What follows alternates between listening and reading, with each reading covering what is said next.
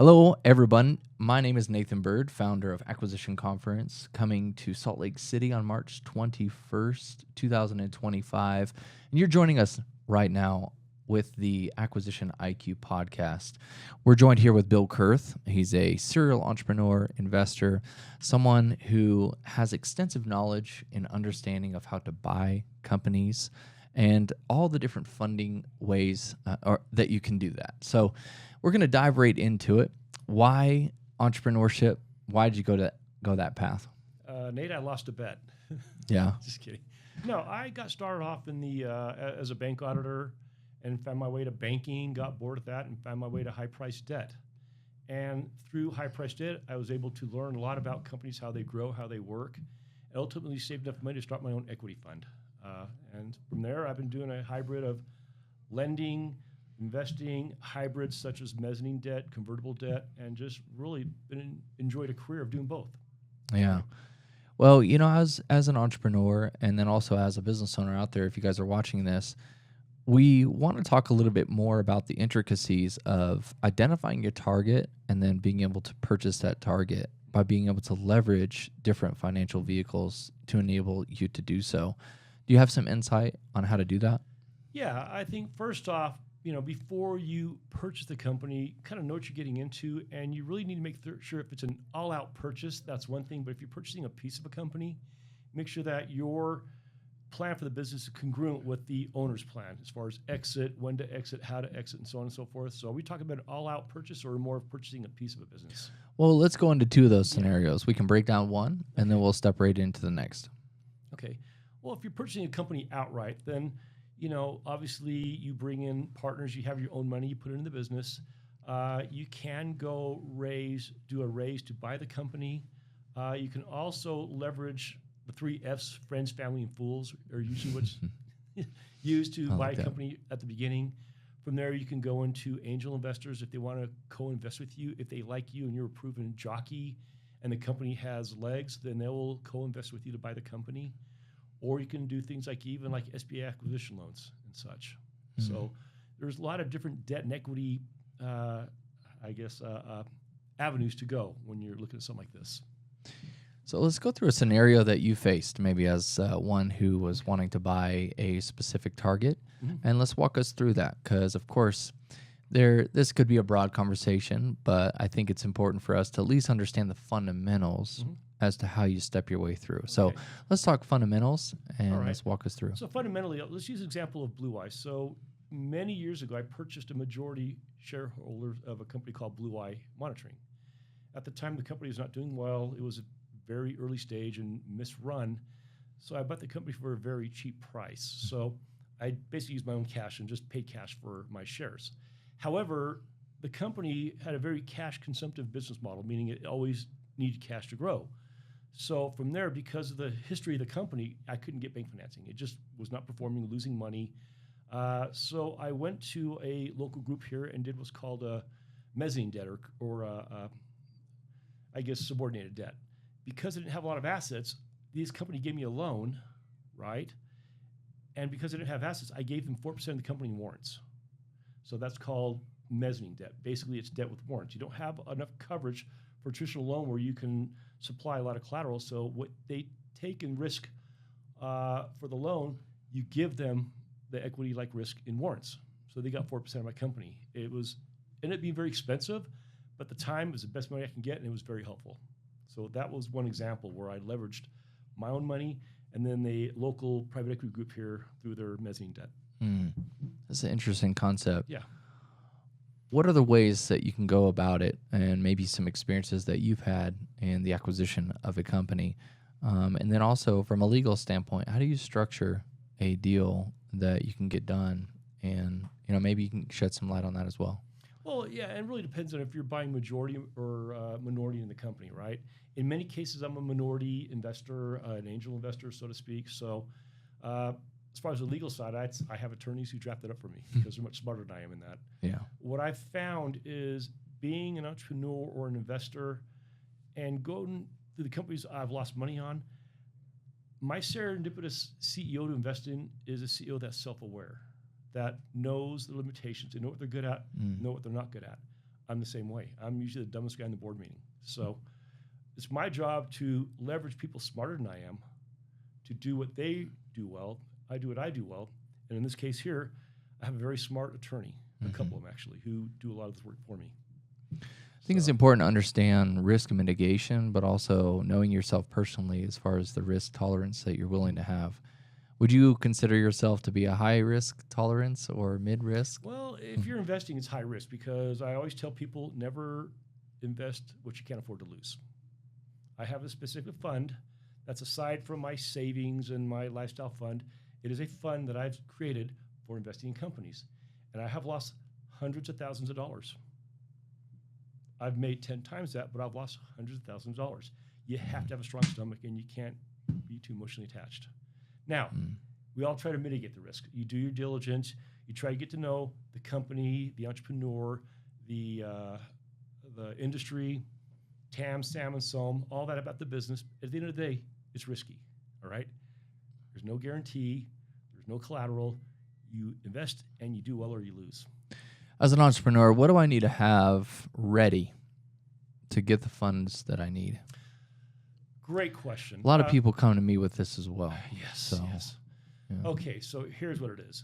Number one, a dear friend of mine, Ted Mackler, always loves to say, he loves to have a yin to a yang, all right? If your skill set is A, then who's managing the rest of the skill set you need to run the company, all right? If you're strong in sales, do you have a strong operator, CFO? So you want to have a well-rounded team, right? That's part of it. There's a team. Number two, you have to have a great product or service or whatever you're selling, right? Why is it better than somebody else's? Can you protect it with intellectual property? How much traction do you have in your space? And more importantly, or as important, what is your exit strategy? And you want to make sure that when somebody comes to me for money, the first question I ask them is this company a lifestyle company or strategic exit? Some have no idea. Some don't even know what it means. The very first question you ask yourself in this is this a lifestyle company? Now, you know what that is, right? Yeah. Because the issue is once you take private equity, for the most part, not all the time, for the most part, once you take private equity, you're promising to sell your company. All right? So if you're not going to plan on selling your company, do not take private equity. Be very careful who you take from. There are groups that are like a Warren Buffett type of buy and hold that live off the dividends, but those are few and far between. For the most part, they want an exit, and you've got to make sure that your idea of an exit and theirs are similar. Yeah, it's interesting that you're coming at it from an angle of a funder, but I do believe you also have good insight as to those who are receiving the funds. Right. And so for those receiving the funds, what I'm saying is you have to be prepared to answer those questions. As a person looking for it, you got to make sure that you're ready to answer those questions. Yes, I'm going to sell the company. Here's how I'm going to sell the company. Here's when I want to sell the company. And you align with that at the very beginning. So you're all rowing in the same direction. That's good. So to be prepared, number one, make sure you know your numbers, all right? How much do you need exactly? I have people come to me and say, I need anywhere from $1 to $2 million. No. Go back and tell me exactly what you need. How much money do you need? How are you going to employ that capital? How's that capital going to make more revenue and create more worth in the company? And then when do I get paid back? Those are the questions you have to know right off the bat. Probably add 10% more than what you need every time, right? It's like building a house. But again, the more you give up, because again, this equity is like a lifelong marriage. Right? You're married to this person for the life of the company. And by the way, it's a very ugly divorce if it happens prematurely. But you want to give up as little as possible in equity at the beginning because the further you can push it off, the more of the company you retain. I've seen too many companies go straight for equity when they don't have to. And what happens? They took in $1 million. Well, that's great. You know, my company's valued at $3 million, so it wasn't a big deal. What happens? That company's now valued at $30 million. And $300 million for that same 10% of the company or whatever you gave up. 33% in this case. It's very expensive.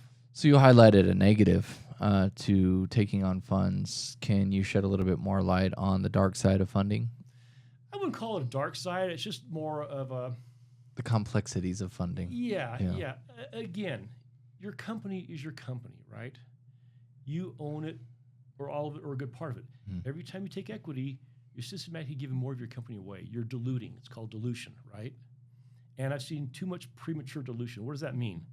So in many cases, somebody will take, let's call it the friends, family, and fools, right? The initial pre-seed friends and family round. And then you get a little traction. Then you maybe do a seed round, get a little more traction. Now you start to hit revenue. Once your company hits revenue, you're starting to create cash flow, gross profit margin. There are ways that you can play what I call strategic debt to grow your business further, all right? What does that mean? Well, if I'm plugging along and I'm at $200,000 annual revenue, all right, I need more cash because, again, guys, growth consumes cash. Most people don't know that. Growth consumes cash. I need more money to grow. Well, if I go to equity, I give up more of the company at this very small valuation. But if I can employ strategic debt and pay a higher interest rate, but now I've got money coming to the company in debt and I'm growing on the debt. Now, if I go to the markets and I go from $200,000 to $2 million in annual revenue and I give up equity, guess what? My valuation is 10 times or so. I give up that much less equity for the same amount of cash. Another thing is that That's if smart. somebody comes to me for money and say, hey, Bill, I need your money. I got to make payroll next Thursday. I got to pay this vendor. I need that $1 million to invest in to move the company along. Awesome. That's one message. Another message is, hey, I'm doing fine. I'm cash flowing. I'm doing good. But with your $1 million, I can 5x revenue. Which one do you think gets the investment?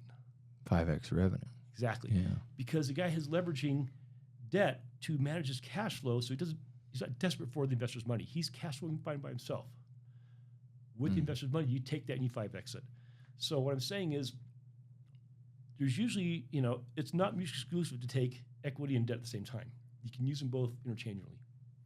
And it's knowing what's out there, knowing what debt, what hybrid debt, what equity, what's out there to leverage. Because you always want to push off equity as much as possible if you can grow on debt. Yeah. Unless it's strategic. That's different. Now, if you've got a strategic investor, everything changes. Because they're bringing more than just, money. They're bringing their Rolodex, they're bringing their contacts, they're bringing their maybe revenue. They come with more than just money. That's differentiated, right? Now, I don't mind giving up equity because I might give up 25% equity, but strategically, they can give me 50% more revenue. That's a whole different ballgame. But that's strategic equity versus straight equity for money. Does that make sense? So yeah, you've now explained both debt and equity, but when do you feel, and also what you've seen, a good time to take on debt or take on equity? Take on equity when you can't raise debt. Okay. All right, at the very beginning. Once you start creating revenue and you can start taking on debt, if you can cash flow it, take on debt, man. Yeah. Grow your business before you have to do another round. Because again, you give up every time your company grows and the valuation grows, you give up less equity for the same amount of cash. That's so good. So why would you prematurely dilute your company? We've just been here talking to Bill Kirth, and he's a finance professional. He's been investing in companies for many, many years. What's one of the highlights of your job as an investor, do you feel? It's interesting. It's always fun to see how people make money and the great ideas people have. And you get to meet some really cool entrepreneurs along the way. You really do. I mean, all the professionals, right? The bankers, the CFOs, the CPAs, the attorneys, just the investors. There's so many cool people out there. And it's fun to see how people come up with ideas to make money. Yeah, it's interesting. So what was your track record? Were you the individual who, well, it sounded like you worked in the bank and then you started your fund, right? Or Okay, got it. So you went the investor route almost immediately out of banking. Yeah. So it wasn't like building the company per se, which you can make money in so many different ways. It's what I found is I have a love for debt financing, and I love doing. I still do to this day. Actually, I'm a debt financer. It's all non-bank, high risk, high reward debt, and it's fun because I've got a limited balance sheet, and I can't spend all day investing my own money because I don't have that much of it. It's a limited balance sheet, so I selectively invest in companies because with debt, your money goes out, recycles, you get interest, so it's always recycling. With equity, your money goes out, and you might come back in 5 years or not ever see it again. Or like in some cases, it's doing well, but it's been 10 years and it's still there. Now the company has just tremendously grown. Yeah, the valuation's there, but it's not in my bank yet. So with debt, though, it just recycles with interest, and it's more transactional. And I have more time in the day than I can lend on my balance sheet. So Okay. this hybrid of debt and equity together has been a really fun career, because I can look at a company, and there's a saying in business or in life. And the saying is, if you have a hammer in your hand, I don't know. everything looks So- like a nail. You've heard that, right? That's good though. Yeah. And so Yeah, that's funny. if I'm only doing debt, I'm going to try and take every deal and pigeonhole into debt. Mhm. If I'm going to do equity, I'm going to try and pigeonhole everything into equity. But doing both, I'm agnostic. So I can really sit back and look at a company and look at the forecasted financial statements and all the data points, such as industry, AR turn, inventory turn, AP turn, and so on, and really agnostically look at this thing and go, yeah, here's what's better for the company. Whether it's debt, whether it's equity, whether it's hybrid, whether it's both, it just doesn't matter. So you can really start to architect the right financing for the company, knowing that I have all the debt tools over here and the equity tools over here. Mm. And Yeah. so I've enjoyed doing both, learning about both, because I think they complement each other. I can see that, and obviously you're on both sides, and you have such a wealth of knowledge and experience to be able to share with those founders out there. What are some of the real big nuggets you would want to share actually to those individuals that have the company that is growing right now? Okay. I mean, because again, we're going to be having you at Acquisition Conference coming up here soon, and you're going to be touching on some really good educative nuggets. Yeah. So, Well, listen, to be an entrepreneur, you got to be just the right amount of crazy I like to get that. it done. And I love that. I love crazy people. I'm one of them. But I think as an entrepreneur, the hardest thing to do is to be humble and self-aware. What does that mean? I said it before. Know what your strengths are. More importantly, know what your strengths are not. What are your weaknesses? And don't be afraid to ask for help.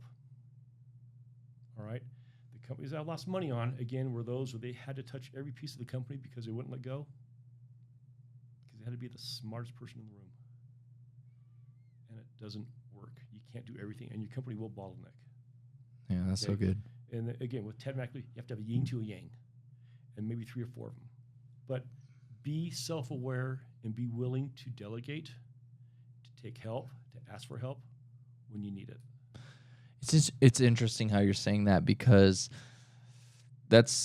it gets you what you want, which is maybe the funding from an investor like yourself, or funding from a bank or something like that. Mhm. That's what the byproduct of what you just said gets you, which I think is really interesting. But it's also just growth and profitability, right? Well, The yes, company's going to run better. but if you become a better person and understanding the delegation and strategy behind running the corporation at a more efficient way, Mhm. getting out of your own way, Yeah.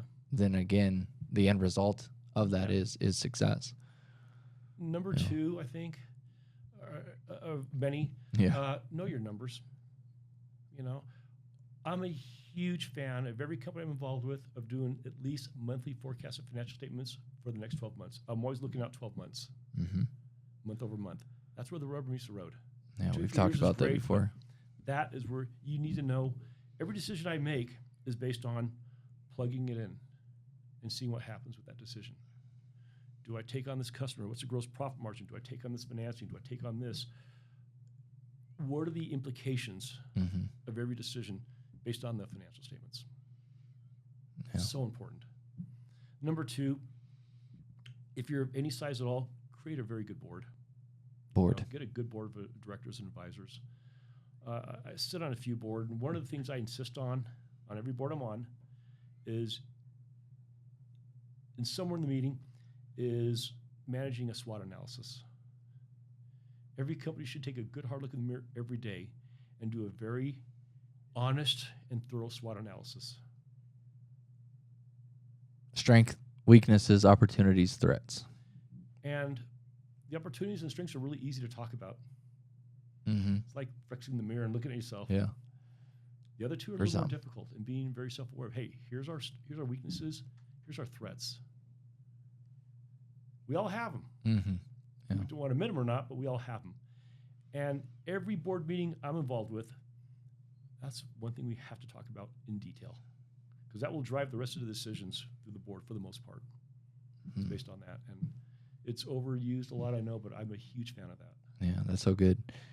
Man, there's so much knowledge that you have here as far as the amount of tools and resources. It sounds like, again, your wheelhouse that you're really good at would be debt financing, correct? Yeah. Of Debt and course, equity and there's financing. some other things, right, that you Yeah. really enjoy. Um, And by yeah, the way, you're familiar with Connect Capital. yeah, yeah. I'm not doing a plug, but we started an alumni program because what happens is over the years, Connect has helped companies raise equity and get equity money, and it's great. And they would say, "Fly away, little bird," and you're done. What we found is many companies make huge mistakes on that first tranche of equity. Can imagine. So we started the program to stop these mistakes, to mitigate them. And whenever you do a raise, you got your money there. I plug it in and see how long that's going to last me. All right. Let's say I raised $1 million. All right. Based on my industry, let's say I'm selling B2B. I have net 45-day terms. I have to keep 6 months of inventory on hand. All that consumes cash. So once you get the $1 million in, great. Based on my revenue projections and my gross profit and all that, how long is that going to last me? Because chances are there's going to be another need for financing down the road somewhere. Because again, growth consumes cash, right? Yeah. What I always say also is the time to start raising equity is when you don't need it. If I raise $1 million today, I'm already thinking about that next $1 million. True. I'm going to plug that. It's going to be debt, equity, and I start to strategize how that next money is going to come in the company because based on projections, I might run out of cash in month 8 if things go well. If I get the revenue I'm projecting and things go well, I'm going to consume a lot of cash. You're going to be seeing on the balance sheet and receivables and inventory, and every time you increase those on the balance sheet, it's at the expense of cash. Mm. So you start raising now and know what you're raising now before you actually need it. You guys hear that? You got to raise before you need it. I mean, it's just like drinking water. You got to drink before you're dehydrated. Exactly. I mean, I feel like, a lot of people make the financing game super complex. Again, let's leave the viewers with the foundational approaches to what is needed with funding, and then also from your perspective, why or how you fund, but also the simplicity of really how to be funded. Well, listen, if you don't know it, get help. One of the first people I like to get involved with in a company that's growing is have a solid CFO on staff. If you can't afford it full-time, get a part-time CFO. If you don't know how to do this, find qualified help to help you navigate that because you can make a lot of mistakes. It's not rocket science, but it's certainly not extremely simple either. There's a lot to know when you're kind of navigating through the whole growth capital of a company. So hire somebody smarter than you in that area, not just smarter than you, but in that area, hire someone smarter than you to help you navigate through that and listen to them. Yeah. Listen, because again, nobody knows everything.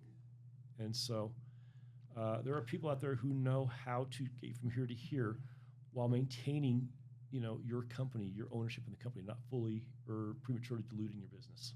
Yeah. Very How can we support you? What's a good way to be able to get in contact with Mr. Bill Kirth? Oh, I'm Bill@rectify.net's the email. Okay. I've got another company that I work with called Change Capital, which is a non-dilutive mezz debt. I got to give a shout out. It's a great product. It's a high growth product that's subordinated to a senior lender, but it's non-dilutive. It's non-dilutive mezz debt, which is fairly unique. Phone number is 801-971-8809. I'm on LinkedIn. Yeah. Reach out to me. Love to talk to you. Awesome. Well, again, we just want to say thank you so much, Bill, for joining us today on the Acquisition IQ podcast. And we cannot wait to bring Acquisition Conference to you in Salt Lake City on March 21st, 2025. If you guys like today's episode, please make sure to subscribe and also share this with your friends that are looking to get some funding for their companies.